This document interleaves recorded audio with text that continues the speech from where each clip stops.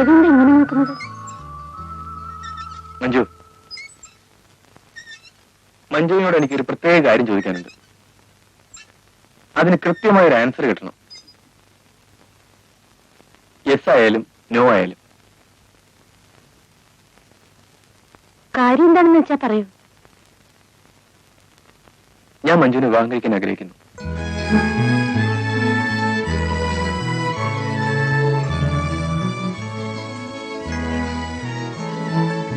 എന്താ മഞ്ജുവിനും മിണ്ടാത്തത്? ഞാൻ യെസ് എന്ന് പറഞ്ഞുകൊണ്ട് കാര്യമൊന്നുമില്ല. ആന്റി പറയുന്നതിനപ്പുറം ഇവിടെ ഒന്നും നടക്കില്ലല്ലോ. മഞ്ജു ഇവിടെ വന്ന് ഞങ്ങൾ എല്ലാവരുടെ മനസ്സിനെയും കീഴടക്കി. മമ്മി വിളിച്ചു. മഞ്ജു വിചാരിച്ചാൽ മമ്മിയും പോക്കറ്റിലാക്കാൻ കഴിയും.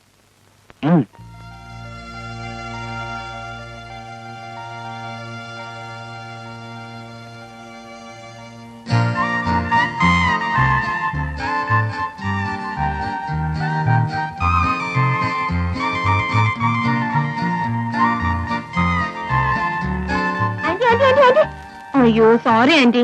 എവിടെയെങ്കിലും പുറത്തു പോകാൻ ഇറങ്ങുമ്പോ തിരിച്ചു വിളിക്കണമെന്ന് എനിക്കറിയാം. എന്നാലും എന്താ ആന്റി, ഞാൻ പറയുമ്പോ ആന്റിയെ മണിയടിക്കാനൊന്നും വിചാരിക്കരുത്. I'm very Frank.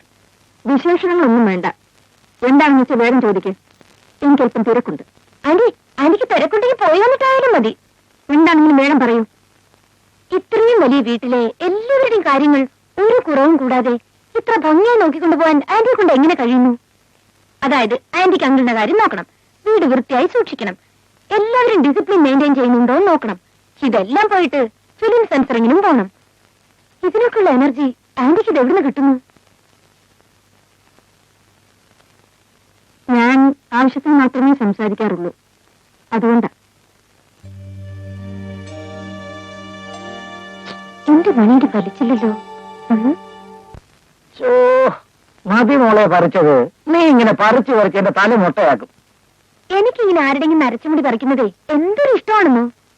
ഓ, അപ്പൊ നീ എനിക്ക് വയസ്സായി എന്ന് പറയാ അല്ലേ? എനിക്ക് അത്ര വയസ്സൊന്നും ആയിട്ടില്ല.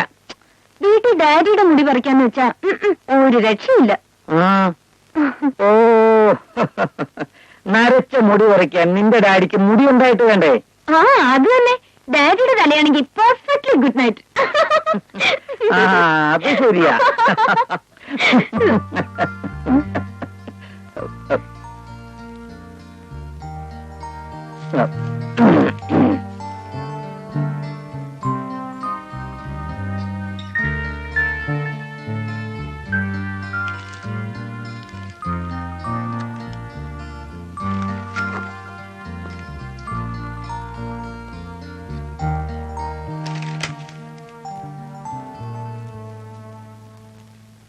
പത്മാവതി, എന്താ മഞ്ജു നല്ല മിടുക്കിയല്ലേ?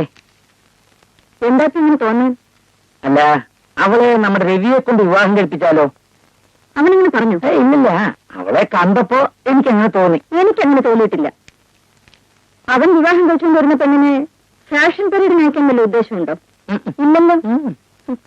അടക്കോ ഒതുക്കോ ഉള്ളൊരു പെണ്ണിനാണ് ഇവിടെ ആവശ്യം. ഇങ്ങനെയുള്ള പെൺകുട്ടികൾ അവരുടെ സ്വന്തം കാര്യങ്ങൾ മാത്രമേ നോക്കുള്ളൂ. യൂസ്ലെസ്.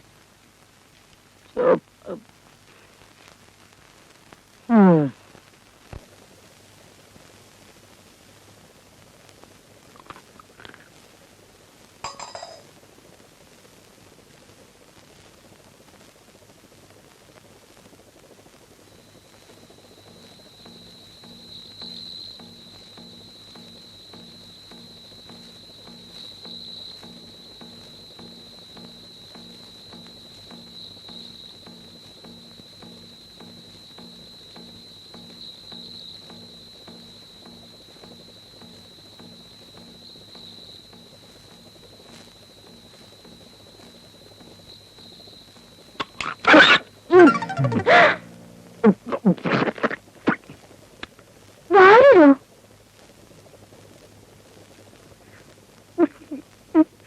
വാരെന്താ കഴിക്കുന്നേ? ചിക്കനോ? താൻ ആള് കൊള്ളാമല്ലോ.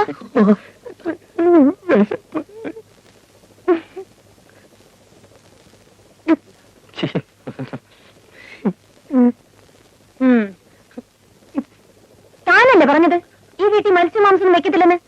എന്നിട്ട് താനെന്താ കഴിക്കുന്നേ? ഞാൻ ആന്റിയോടും ചോദിക്കട്ടെ. എന്റെ പൊന്നു, ചതിക്കരുത്. ഇക്കാര്യം പുറത്ത് ആരോടും പറയരുത്. അല്ല ഇതെന്താ വെന്തിങ്ങയോ? വാ. ഇതാരുടെ? എന്റെ സത്യം പറയണ താനാരാ? പറയാ, ഞാൻ ഭാര്യനല്ല, സത്യക്രിസ്ത്യാനിയാ. പേര് വക്കച്ചൻ, വീട് നരണം. ക്രിസ്ത്യാനിക്ക് എങ്ങനെ നായർ വീട്ടിൽ ജോലി കിട്ടും? ഒരു ജോലി കിട്ടാൻ വേണ്ടി ഞാൻ പകല് വെന്തിങ്ങ ഊരി വെച്ച് പൂണൂലിടും. രാത്രി എല്ലാരും ഉറങ്ങി കഴിയുമ്പോ പൂണൂൽ ഊരി വെച്ച് വെന്തിങ്ങ ഇടും. പിള്ളകുട്ടി പരാധീനക്കാരനാണ്. കുഞ്ഞെന്റെ ഭാര്യയുടെ ഉദ്യോഗം വാരിക്കളയരുത്. ശരി, ഓ വക്കച്ചിന് ഭാര്യയായി തന്നെ വാഴ്ത്താം. ഓ, പക്ഷെ ഒരു കണ്ടീഷൻ ഉണ്ട്. കുഞ്ഞ് പറയണ എന്ത് വേണമെങ്കിലും ഞാൻ ചെയ്യാം. താൻ ഈ രാത്രി ഉണ്ടാക്കുന്ന നോൺ വെജിറ്റേറിയൻ അതൊക്കെ കേൾക്കും. താൻ ഈ രാത്രി ഉണ്ടാക്കുന്ന നോൺ വെജിറ്റേറിയൻ ഓ അതിന്റെ ഒരു പങ്ക് എന്റെ റൂമിൽ കൂടി ദിവസം എത്തിക്കണം. ഓ, എത്തിച്ചോളാം. ശരി, കഴിച്ചോളൂ.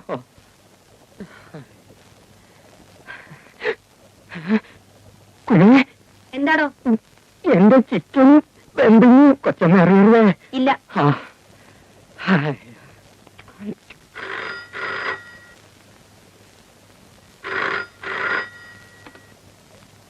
ഹലോ, കണ്ണൂരിൽ നിന്ന് ട്രങ്കോളോ? ആ, കണക്ട് ചെയ്യൂ. ഹലോ, ആരാ? ആ ചേട്ടനാണോ?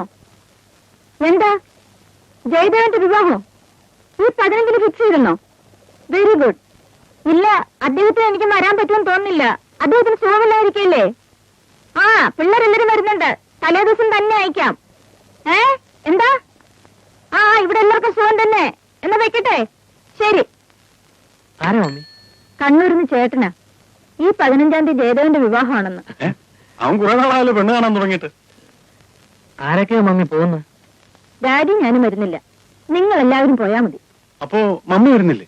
ഇല്ല, ഡാഡിക്ക് സുഖമില്ലായിരിക്കുമ്പോ ഞാനെങ്കിലും ഇവിടെ വേണ്ടേ? ആ, പിന്നെ ടിക്കറ്റ് നേരത്തെ തന്നെ ബുക്ക് ചെയ്തേക്കണം. വെക്കേഷൻ ടൈമാ, റഷ് കാണും. ശരി. നിങ്ങളെല്ലാം എവിടേക്കാ? ഫാക്ടറിയിലേക്ക്. നിങ്ങൾ ഫ്ലാറ്റിലേക്കാണോ? അല്ല, അന്നകത്തേക്ക് പോയിക്കോളൂ. ഞങ്ങൾ ഞങ്ങള് ആ, സുരേഷ്, വൈകുന്നേരം വരുമ്പോ കഴിഞ്ഞ മാസത്തെ ഓഫീസ് അക്കൗണ്ട്സ് എല്ലാം ഒന്ന് കൊണ്ടുവരണം.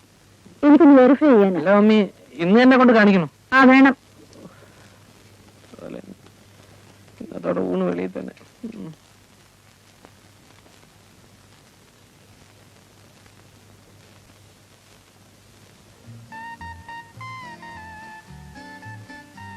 May I come in, sir? Yes, come in. Manju, Sridevi ഇവിടെ ഇല്ല, അപ്പുറത്ത് കാണും. ഞാൻ ചേട്ടനെ കാണാൻ വന്നതാ. ഞാനൊരു കാര്യം പറഞ്ഞാ അത് സ്തുതിഗീതമായി ചേട്ടന് തോന്നരുത്. ഇല്ല, ഈ വീട്ടിൽ ചേട്ടനൊഴിച്ച് ബാക്കി എല്ലാവരും ഫൂൾസ് ആണ്. അത് കറക്റ്റ്. ആ, ചേട്ടാ, നാളത്തെ ദിവസം എന്താണെന്നറിയോ?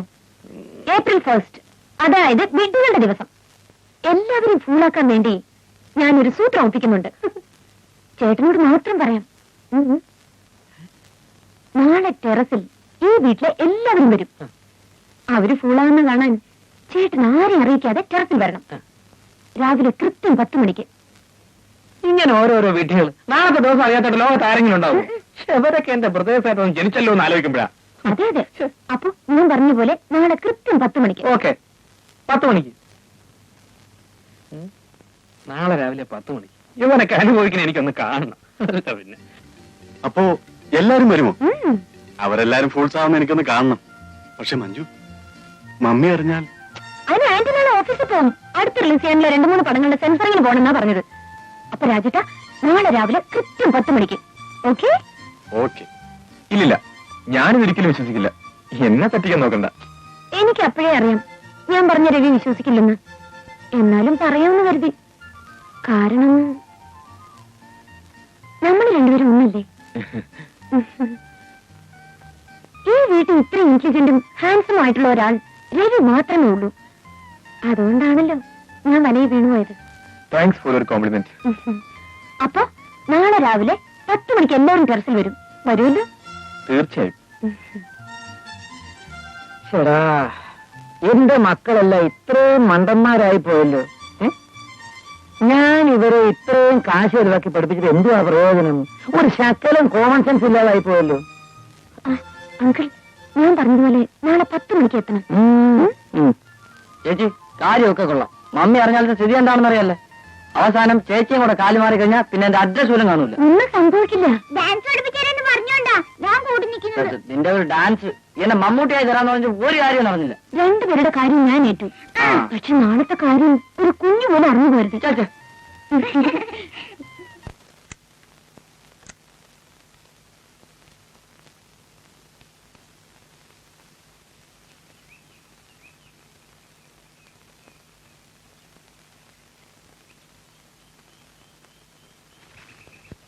ആരെയും കാണുന്നില്ലല്ലോ.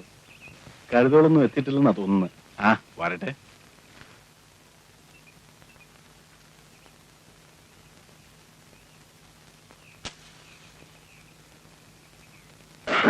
ഡാഡി നീ എന്ത് ചെയ്യുന്നു? ഞാൻ കാലത്തെ ഒരല്പ കാറ്റുവെള്ളം വന്നാ. രാവിലെ ഇത്തിരി കാറ്റുള്ളത് നല്ലതാ.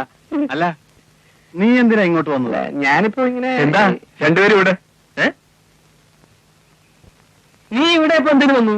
ഞാൻ കുറെ ദിവസം ടെറസിന്റെ മുകളിലേക്ക് വന്നിട്ട് ആ. ചുമ്മാ ഇവിടെയൊക്കെ എങ്ങനെയുണ്ടെന്ന് നോക്കാൻ വേണ്ടി വന്നതാ. എന്റെ അനിയനല്ലേ, നിന്നെ എനിക്ക് അയ്യോ.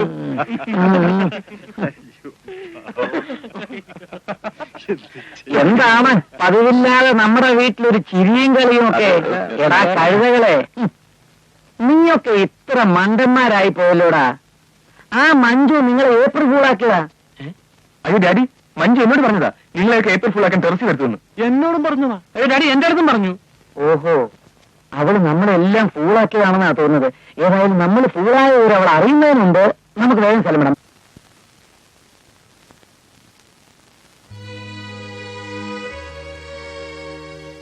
പത്മാവതി, നീ ഒന്ന് സമാധാനപ്പെട്. നമ്മുടെ മക്കൾ ചിരിച്ച് സന്തോഷമായി കഴിയുന്നത് നിനക്കിഷ്ടമല്ലേ? ഞാനൊന്നും പറയുന്നില്ല. എല്ലാം നിങ്ങളുടെ ഇഷ്ടം പോലെ ചെയ്തോളൂ. ഈ വീടിനെ ഒരു ഹോട്ടലോ നൃത്തശാലയോ ആക്കി മാറ്റാനാണ് നിങ്ങളുടെ ഭാവമെങ്കിൽ അതും ആയിക്കോട്ടെ. കുഞ്ഞിന്റെ ചിട്ടകളും ശീലങ്ങളും നിങ്ങളെ അടിച്ചേൽപ്പിക്കാൻ ഞാൻ ഉദ്ദേശിക്കുന്നില്ല. പത്മാവതി, ഞാൻ പറയുന്നൊന്ന് കേൾക്ക. വേണ്ട, നിങ്ങളൊന്നും പറയണ്ട. ശരി, നീ നിന്റെ ഇഷ്ടം പോലെ ചെയ്യാം.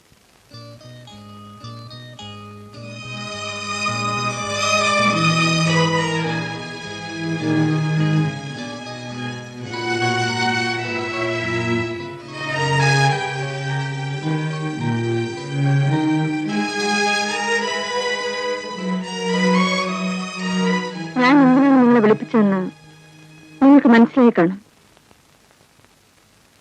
ഇതുവരെ ഈ വീട്ടിൽ ഞാൻ പറയുന്നത് പോലെ മാത്രമേ എല്ലാം നടന്നിട്ടുള്ളൂ. പക്ഷെ ഇന്ന് എനിക്ക് മനസ്സിലായി, ഞാൻ പറയുന്ന ഒന്നും നിങ്ങൾക്ക് ഇഷ്ടമല്ലെന്ന്.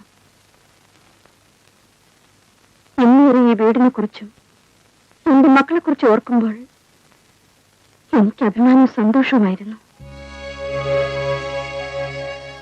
പക്ഷെ ഇന്നെല്ലാം നഷ്ടപ്പെട്ടു. ഇന്നിവിടെ നടന്ന സംഭവം എന്നോടുള്ള തിരിച്ചടിയായിട്ടാണ് എനിക്ക് തോന്നിയത്. എന്നെ അനുസരിക്കാൻ നിങ്ങൾക്കാർക്കും ഇഷ്ടമില്ലെങ്കിൽ അതിന്റെ മുഖത്ത് നോക്കി പറയാമായിരുന്നല്ലോ.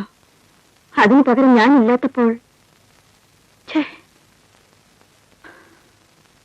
നമ്മുടെ വീട് ഇത്ര അടുക്കും ചിട്ടയോടും കൂടി കൊണ്ടുപോകാൻ കഴിഞ്ഞത് എന്റെ ഒരാളുടെ കഴിവുകൊണ്ട് മാത്രമാണ്. ഞാൻ ഇത്രയും കർശനമായിരുന്നില്ലെങ്കിൽ രോഗിയെ നിങ്ങളുടെ അച്ഛൻ ജീവിച്ചിരിക്കില്ലായിരുന്നു. നിങ്ങൾ രണ്ടുപേരും സദാസമയം ക്ലബും ചീട്ടുകളുമായി ജീവിതം നശിപ്പിക്കുമായിരുന്നു. നീ ഒരു ഡോക്ടർ ആവില്ലായിരുന്നു. ദാ ഇവൻ പഠിപ്പ് നിർത്തി സിനിമാ ഭ്രാന്ത് പിടിച്ച് എവിടെയെങ്കിലും അലിഞ്ഞു തിരിയുമായിരുന്നു. ഞാനിങ്ങനെ കടുംപിടുത്തം പിടിച്ചതുകൊണ്ടാ കൃത്യസമയത്ത് ഭക്ഷണം കഴിക്കാനെങ്കിലും നിങ്ങൾ എല്ലാവരും ആ ഡൈനിങ് ടേബിളിലോട്ട് വന്നിരുന്നത്. അതൊക്കെ നമ്മുടെ കുടുംബത്തിന് നന്ദിക്ക് വേണ്ടി മാത്രമായിരുന്നില്ലേ? പക്ഷെ നിങ്ങൾക്ക് തോന്നിയത് അതെല്ലാം ഒരുതരം അടിമത്തമായിട്ടാണ്. ആ, ഇനി നിങ്ങൾക്ക് നിങ്ങളുടെ ഇഷ്ടം പോലെ ജീവിക്കാം. മമ്മി, ഞങ്ങൾ എന്തെങ്കിലും തെറ്റ് ചെയ്തിട്ടുണ്ടെങ്കിൽ ഞങ്ങളോട് ക്ഷമിക്കണം. എനിക്കൊന്നും കേൾക്കണ്ട. മറ്റന്നാൾ നിങ്ങളുടെ അമ്മാവിന്റെ മകൻ ജയദേവന്റെ വിവാഹമാണ്. ഞാൻ പറഞ്ഞിട്ട് ടിക്കറ്റ് ബുക്ക് ചെയ്തത്. നിങ്ങൾക്ക് ഇഷ്ടമുണ്ടെങ്കിൽ പോകാം, പോകാതിരിക്കാം.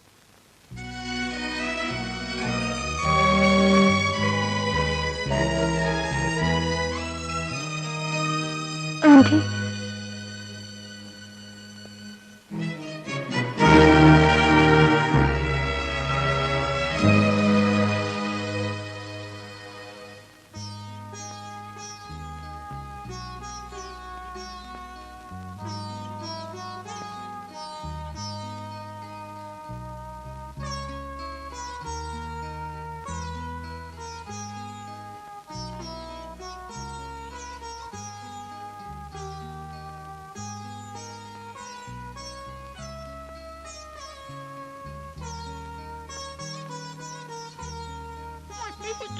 മോളോട് ദേഷ്യാണോ? മോൾ എന്നോട് തെറ്റും ചെയ്യില്ല. മുത്തശ്ശി മോളോട് പിണങ്ങരുത്.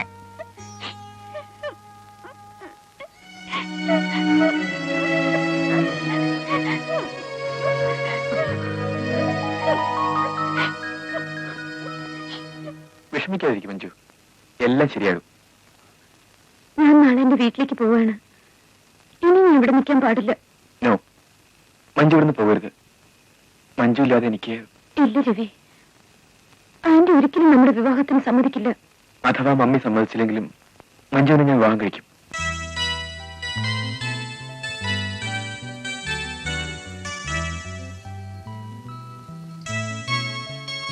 നാളെ ഞങ്ങളെല്ലാം അമ്മാവന്റെ മകന്റെ വിവാഹത്തിന് കണ്ണൂർക്ക് പോവുകയാണ്. വിവാഹം കഴിഞ്ഞ് വന്നിട്ട് മമ്മിയുമായി എല്ലാം സംസാരിച്ച് ശരിപ്പെടുത്താം. ഞാൻ വരുന്നതുവരെ മഞ്ജു ഇവിടെ തന്നെ ഉണ്ടാകണം.